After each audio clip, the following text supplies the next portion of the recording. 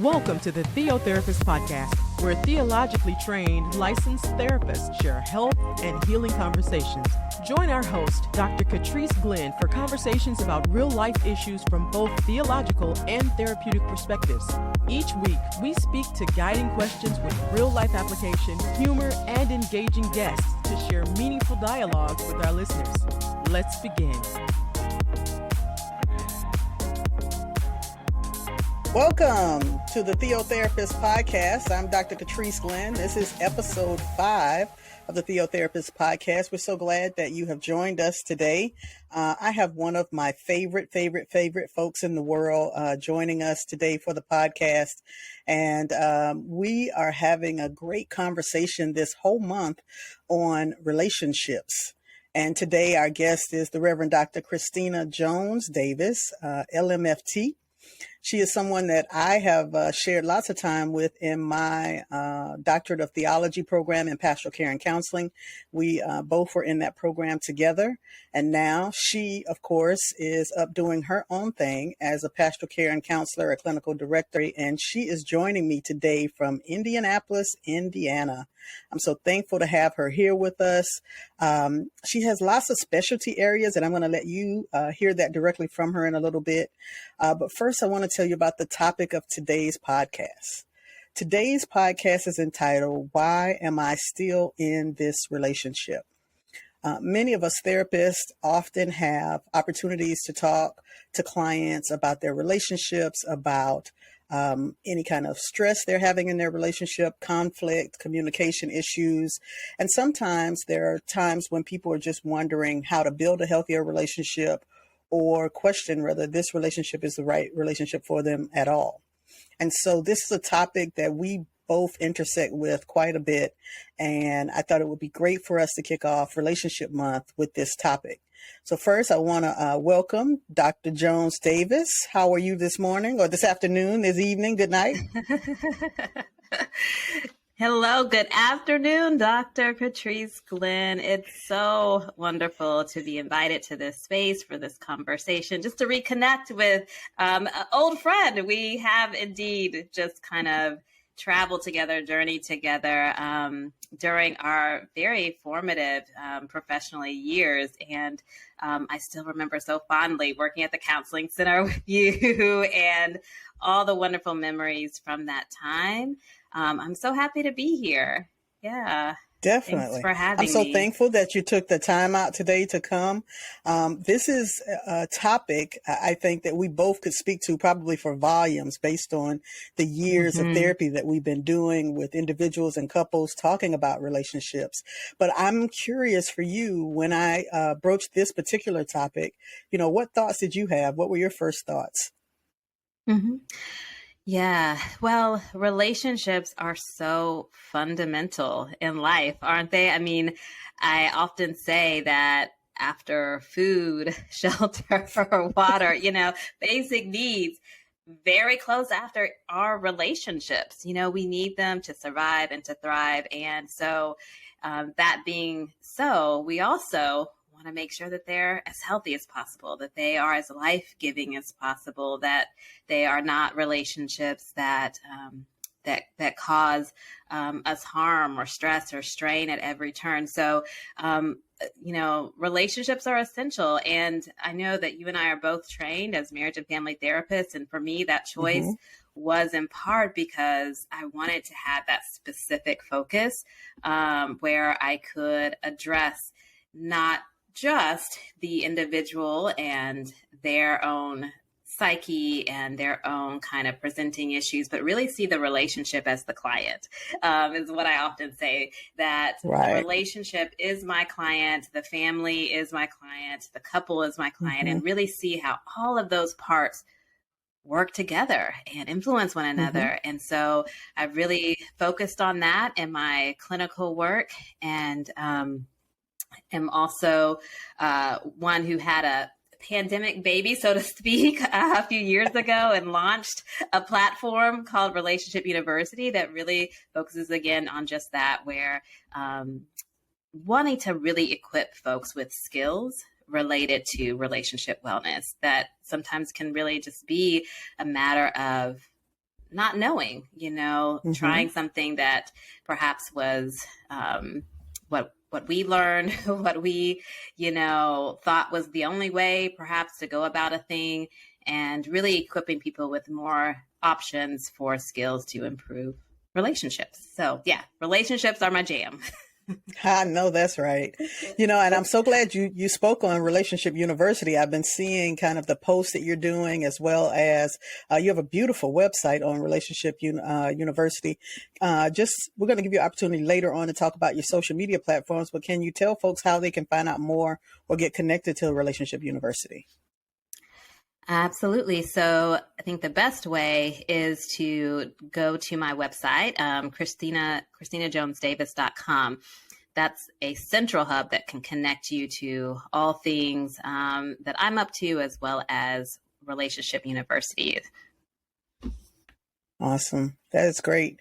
I think one of the questions that comes up most often when I'm working with couples, most often when I'm working with someone either in a new relationship or someone who's in a relationship and it's about to, level up, is this question of, is this the right relationship for me?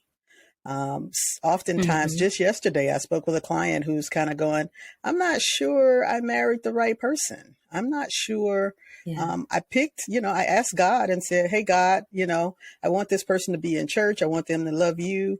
And they stopped the list right there. And sure enough, that's what they got. But now they're struggling to figure out, are there some other things I perhaps should have prayed for in my seeking and discerning about a relationship? And so I know a lot of what you've looked at is also, what are those features, those characteristics of building healthy relationship? And so one of the guiding questions that we're having in kind of a backdrop of this whole conversation is, how do I build and maintain a solid foundation? And I just like to keep that in the background of what we're talking about, because I think it's so important and imperative, particularly in romantic relationships, to take time to build something that's solid and something that can be maintained versus getting caught up in just kind of, the emotion of it or the physicality of it. Yeah, I think that, the two things that you said that just stick out to me, and I think are so important for folks to remember, is it is building the solid foundation that matters so much, but it's also maintaining. And really, you can't have one without the other. In many cases, sometimes you might do one well, think that, I built a solid foundation, so shouldn't this be, set it and forget it? Shouldn't this kind of last as, long? Yep, done, finished with that. But that's not quite how relationships tend to work. They're just living, breathing organisms that require continued care and maintenance and nurture. And so on the other hand, you might be thinking to yourself, I'm working so hard on, the current state of the relationship, but there may have been some foundational pieces that were missed in the beginning that you can kind of really go back to and look at and examine what was our foundation. Yeah. Exactly. And with both of us having our backgrounds in pastoral care and counseling, we recognize that, having a God relationship and some prayer life in the midst of selecting the right mate is super important. It trumps everything else in a lot of cases, to make sure that you're not just going off of a wing and a prayer or, some other characteristic that might not be sustaining. And so I'm curious for you, how do you understand or see theology kind of intersected in this particular area of specialty or work?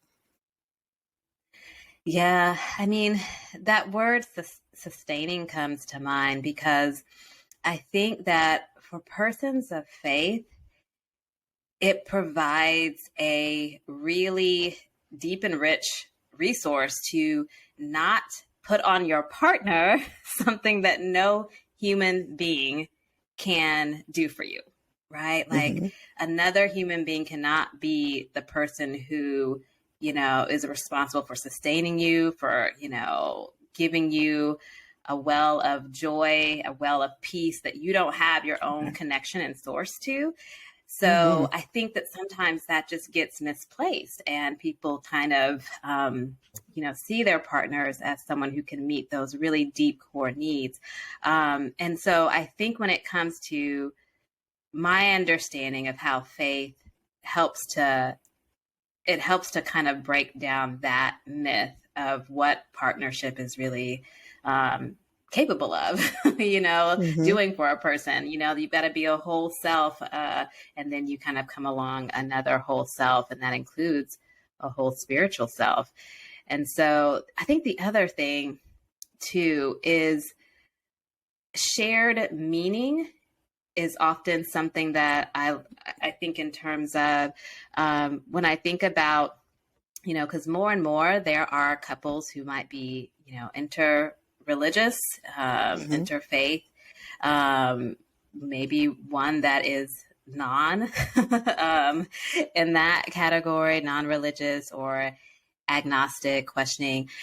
One of the frameworks that helps me, and this is kind of out of Paul Tillich's, language of ultimate concern, a theological, helpful theological concept, that how might folks join around ultimate concerns in life, in living, and in the world. And I think for couples who, I identify as Christian, who share that, you kind of have that built-in right. sense of guiding light and ultimate concern. And I think that there are couples who might have, again, kind of different faiths, might be in different places, but that, do you share ultimate concerns? Do you share your kind of compass in life that helps you have a shared meaning?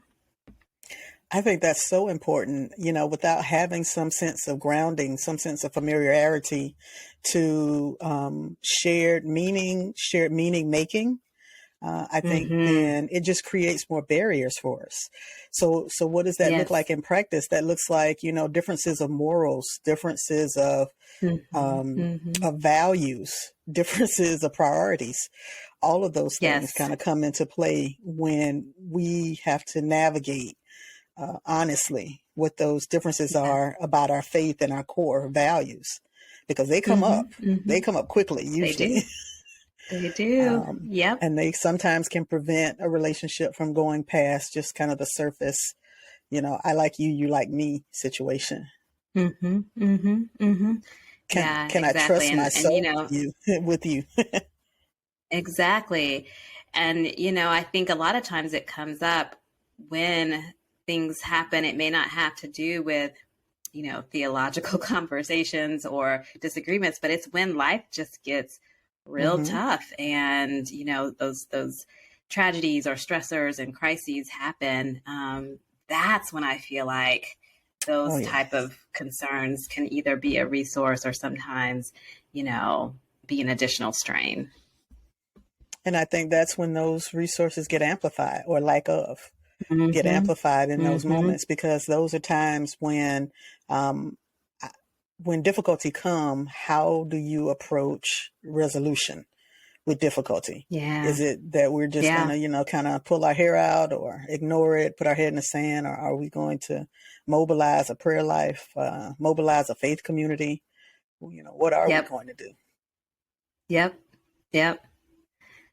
Yeah. And I think about that too, in terms of, one of the key areas, if I were thinking about what makes for the solid foundation, we talked about kind of the foundation and then the maintenance, but one of the two areas that I think are important for the foundation is really kind of the key topics. So one is conflict, how to navigate conflict, but the other is key topics. For which you want to be on the same page. Does that mean identical? Not necessarily. You're not a carbon copy of your partner, but you want to have had those conversations honestly. Definitely. And to be on the same page about what they mean. And I think faith and religion is a critical one in that category of, having had those conversations and being on the same page. Right. And that almost leads us into our next area. I know like you probably, I've done my fair share of premarital counseling, and I Mm-hmm. recommend premarital counseling to all couples who are considering, taking the level of marriage in the relationship next. But across those relationship dynamics that come up in premarital counseling, usually there are about 10 or 12 topics, of course, faith Mm-hmm. being in there, but everything from communication styles to attitudes to compatibility and finances and, parenting, all of those things kind of come in Mm-hmm. play. Mm-hmm. And all of those are necessary to kind of navigate through and at least have some grounded understanding about what works in this relationship and what is healthy in this Mm-hmm. relationship. Because our next kind of guiding question is, how do we identify what healthy relationship goals are? What does it Yeah. mean to be in a healthy relationship? It doesn't mean it looks like anything necessarily you've seen. It definitely doesn't necessarily look like something you've seen on a reality show, but what does a No. healthy relationship look like? Healthy. Yeah, and it's so funny. Yeah, I mean, I laugh, but the reality is, Mhm. that I think a lot of us are informed by relationships in, the media, including reality TV. So having models of healthy relationships sometimes is hard to find. It It is. can be kind of crowded out. So yeah, no, good question. What is a healthy relationship? And I think for me, it goes back to fundamentally a healthy relationship with oneself, first and foremost. Hmm. And what I mean by that is, having some sense of self awareness, knowing what is, and I love, I'm going to use life giving as a term almost Exactly. interchangeably with, yeah, That's with one of my health, because, favorites. yeah, right. Because you can kind of have a sense of, by taking stock on one's self, like on your own, what is it that generates, the fruit of health in your own Mhm. life, in your own kind of experiences. And that sometimes looks different for folks. And so that's why I Right. say, there is a lot of, you, it helps a lot to have a sense of what does health look like for yourself individually, even before you can then start to chart what a healthy relationship looks like. And then I will say, once that happens, and of course, how does that happen? Well, it's kind of, practices of, whether it be your own therapy and counseling, but Hmm. also just, developing what I call an interior life or world where you're reflective, you're introspective, and that you're open to kind of feedback from others. If we're especially talking about relationships, it doesn't have to be a romantic relationship. Hmm. Any close relationship, family relationships are golden for that, right? Family will tell you like it First. is, right? And and not to say that that's the capital T truth, but it's this notion of, can you kind of be open to a process of understanding yourself and relationships even prior to what it might be and mean for romantic relationships. So that kind of process is important. But I would say also, this is an unpopular opinion, and Okay. it kind of goes back to, the client that you mentioned who was asking, did I marry the right person? Hmm. And that is I feel that on a guttural level, just kind of the anguish that can really cause when someone is looking at their partner, they're looking at perhaps, all they've invested and that kind of thing, and wondering, did I make the right decision? I mean, Right. is it worthwhile to keep working on this, or is there maybe another person that this would flow more smoothly with? I don't, those type of questions are not uncommon. And here's what I would say that might be unpopular. I don't know that that's where I would put the emphasis on the right person. I instead would put the emphasis on how, as a couple, are we able to respond to and have a right, if we have to use the word right, Mm-hmm. a right and satisfactory way of responding to the challenges that we're facing, because every couple will have challenges, and Everyone. I'm I'm certainly everyone, and I'm certainly, not saying there's not a line of unhealth, and certainly if there's violence involved, right, if there's abuse involved, like these are clear lines where, some types of dishealth or unhealth are not to be considered, tolerable. Certainly not, Mm-hmm. in an enduring long-term way if a person's not taking accountability for that. So I think there's this piece, though, about what I feel is often a myth, that there's going to be this right person that's going to make being in a relationship easy. And I know that that's not always. I mean, Yeah. it's rom-com season. It's Christmas rom-com. Yes, Everybody's trying to they are get, everywhere. the perfect scenario, the falling snow and, the savior. Oh my goodness. But I Yep, think it yep. also speaks a lot to this misnotion that healthy Mhm. equals perfect.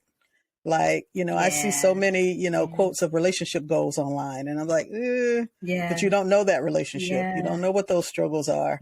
Oh, I don't want it if it doesn't look Mhm. like this.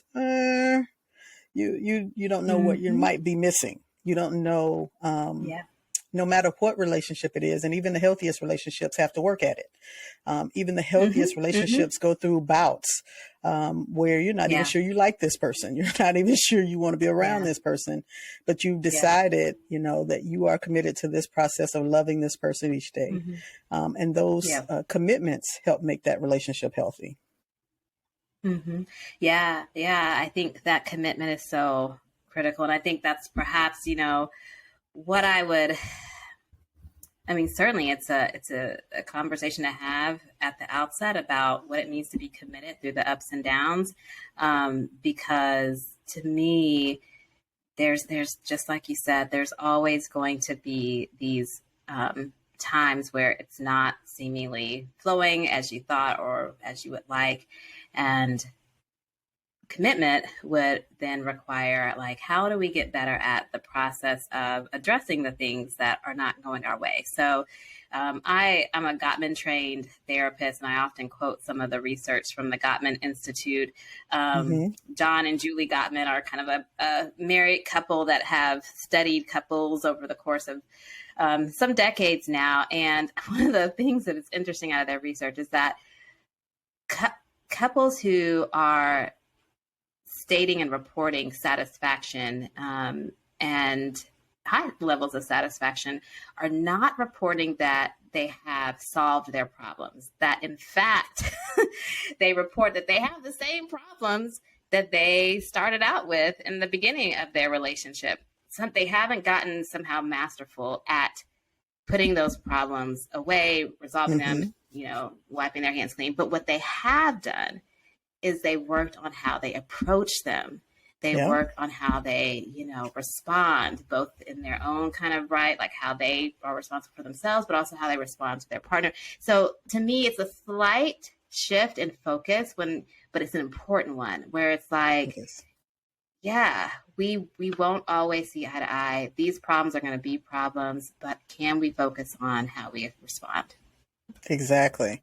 It's the old question, how do we navigate relationship stress? How do we navigate the times that are difficult, the challenges, the differences, just the differences in viewpoints, Yep. the differences in approaches, the differences in kind of core beliefs at times. How do we navigate through relationship stress? And that is, no Yeah. matter what relationship you're in, there will be differences. There will be some rub, some conflict. And, how do you navigate that is really going to determine how healthy it becomes and how you're able to maintain it. Yeah.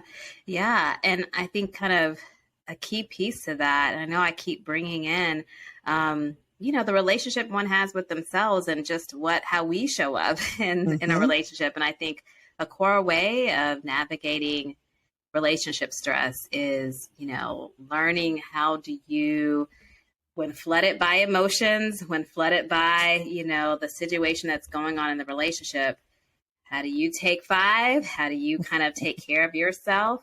It's not to say that you're, abandoning the other person or kind of leaving conflict, avoiding it, putting it under the rug. But I think emotional regulation is so important, and learning how to connect with one's breath, or to, calm down and then come back to, because another kind of fact or outcome from some of the research from the Gottman Institute is that, we can't really be productive in conversations once we are flooded with emotion. It really limits our ability to think about options and be creative, and to, hear clearly what the other person might be saying. We're in that fight or flight. We're in this kind of, protection defense mode. And so I think that's a key way of, when things get most stressful, we've got to calm our central nervous system down and deal with stress, and then, deal with our partner. Yep. Pause, the power of the pause. Yes. Exactly. I think you need some fresh air. Yep. It goes a long way. It goes a long way. And it'll calm that fresh air, and the Holy Spirit will help with that tongue. That's right. there's so, sometimes that's the only thing. That will help. Yeah. Because we are reactionary a lot of times, and it's the reacting that can usually cause more of a challenge than necessary. But if we take time to learn how to respond with intentionality, is what I tell all my clients. It's about the intentional response that makes the difference. And if you can find ways to get in touch with your true intentions are, then you're more likely to have a productive conversation than whatever flipped off your brain, because that may not go well. I love that. Intentional. Yeah. Yeah. The more we operate with intentionality, I am a believer that it definitely helps to prevent us from derailing things unnecessarily. And, when I think about this topic, and there's just so many different directions it can always go in, right? I'm trying to think of a potential listener who might be either just starting out in a relationship, or, trying to feel it out. And they're trying to figure out, okay, so I've watched a lot of Instagram and a lot of TikToks, and everybody's got a different view on when to get out of a relationship. But the question becomes like, how do I know that this is the one to stay in? Which is a thing that constantly comes up. I mean, I have clients who are, who are struggling because, as they tell me, it's hard out there, particularly in Atlanta, where they are running into people who are not interested in relationships. They want situationships. They want, friends with benefits. They want, various things, but they aren't openly communicating that. And my concern is for the person who's like, hey, I think I have something solid. I think this might be what I want to move toward, but I'm not sure how I should be moving toward it, or if this is the right thing for me. And I know that's such a big, open window, but I'm wondering, what are your thoughts? I know, because it's like we don't have a crystal ball, Yeah. Some things just need prayer and fasting. But when these questions come up, I kind of similarly talk about what you talked about earlier, which is, one, getting in touch with self, so that you're aware of what your needs are and kind of what you're looking for. And definitely making sure that you've connected with spirituality or God, if that helps you in discerning what's real. Are there any other things that you maybe perhaps lead people to or encourage them to think about when they're in that decision-making process? Yeah, it's a tough one, because it is so personal, and I can kind of share what I try not to do first. And that is, I try not to make those decisions for someone, and exactly to trust that, in the process of that active discernment, that really trust that the clarity will come. And it may not come quickly, but to really journey with people, asking tough questions, the questions themselves are not going to, like, if there's something that's not being said, not being, put on the table, that doesn't do anyone any favors. Getting brutally honest about what are the needs, what are the things that are not, the needs are not being met, what are the wants, what are you looking for?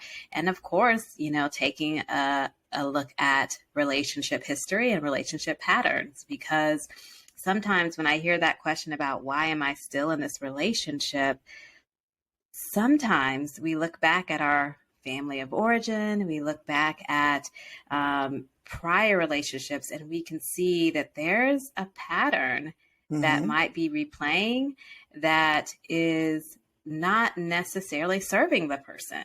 Right. And so building this kind of awareness over, is this kind of a part of a undesirable pattern that has you feeling stuck because it's familiar, and that's what the connection is about. Those are questions that I would explore. I would also explore, you mentioned it's hard out there. I mean, I understand that, I get that. And I think the motivation, right, cannot be in order to run from something else, that's why I'm with this person. I really think it's important to lead with, am I drawn to this person for this person's sake, not trying to avoid something else. And so there are just ways that I think those kind of questions and explorations sometimes lead in the process of therapy to that inner knowing. The person has their clarity about, even if it's a pattern that may not be serving them, that doesn't mean that they need to leave the relationship necessarily. It could mean that they can break that pattern while with the person. It will take some work, but, it's a very personal decision. And, not to make light of it, but as folks would say, this is cuffing season per Beyonce. And so right now you have a situation where people are just engaging in relationships that they may not feel have longevity. But sometimes the more you're around something, you can kind of convince yourself that, maybe this is more than it is. And people, as they say, sometimes get caught up. They start in something that they recognize might not be a good long-term option, but then they're like, well, it's here. I'm familiar with it. And some of those past struggles that they might have had in relationships trigger them to make some decisions about a relationship. And so those questions come up. Am I in the right thing? Should I leave? When, their gut, their spirit, their lunch would have told them, no, this is not what you need. But hey, we can convince ourselves of a lot of different things when things get familiar and comfortable. Yeah. And cuffing season, hey, I don't have any issue. I think that your point is really important, though. It's kind of like if and when some of those kind of feelings might shift, it might be a little complex to kind of be honest about that and, figure things out. But I think that comfort is not necessarily, a bad thing. And certainly commitment is not always, what's on the menu, right? If there are times when, someone is for a season and a reason and not for a lifetime. And I think it's love that theological bow that you put on that. That's beautiful. Listen, some things are not for a lifetime, and to be willing to release them and know what it was that the reason the paths crossed in the first place. And so, I think those distinctions are helpful when it comes to should I leave? This has been such a great conversation. I almost hate to end it. I do want to ask, just for you personally, like what tied this passion in for you? Like, this desire. I know we've been trained as like licensed marriage therapists, but you sound like you have a passion for this work. Where does that come from for you? Yeah, I do. And I think for me, especially the integration of theology and counseling, I really think that started at home, watching my dad, because he was a pastor of pastoral care. And so I think that it may have been called, something else. But that's essentially, right, the discipline that I went into, because I just observed the importance of not just the proclaimed word on Sunday morning from the pulpit, but that walking alongside people through the ups and downs, right? Like the high points, the weddings, but also at the low points, the funerals, that pastoral care that I really witnessed from him led me to counseling. And because it was, of course, in a church context, I also put those two together seamlessly. So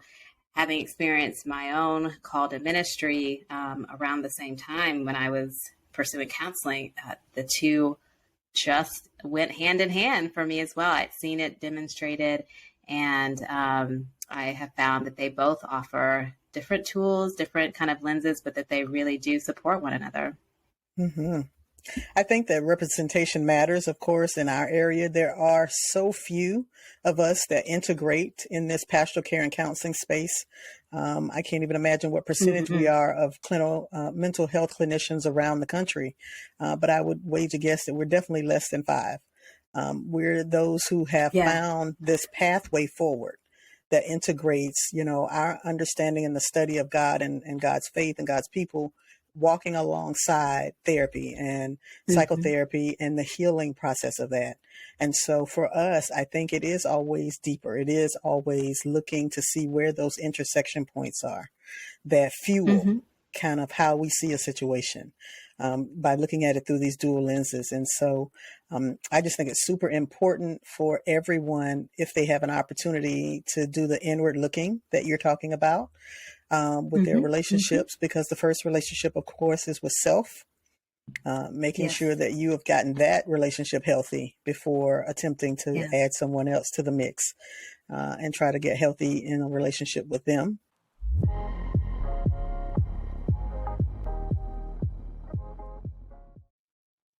All right. And if you like to find Dr. Christina Jones Davis, she's going to give you some information in a minute about how to reach her and how to find her on her social media platforms.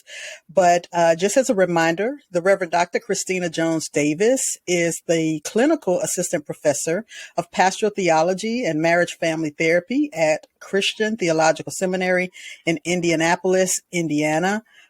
She holds a doctorate of theology, as I do, in pastoral care and counseling from Emory University, as well as she attended Emory for her Master's of Divinity and her bachelor's degree. We're so thankful that she has come. For more information on her Relationship University, she's going to give you all of her information. And we thank you again so much for coming. Yeah. If folks want to find me, the best way is my website, ChristinaJonesDavis.com. There you can find all the things that I'm up to these days, as well as links to socials and to Relationship University. It's an online platform that makes having skills for improving your relationship accessible and convenient. You can also find me on Instagram at relationship_university and at Christina Jones Davis. Awesome. Thank you so much again for being here. Next week, make sure that you all come back for our next episode, which will be episode 6. We have the Reverend Dr. J. Peabody, who will be speaking to us on forgiveness. That's going to be a great conversation as well. I look forward to seeing you all. Until then, be well and be blessed. Take care. Theotherapist Podcast, real talk at the intersection of theology and therapy. Check out Dr. Glenn's new journal series titled Brain Dump Journals for the Busy, available on Amazon. Visit our websites for more information at thetheotherapist.com or catriceglenn.com.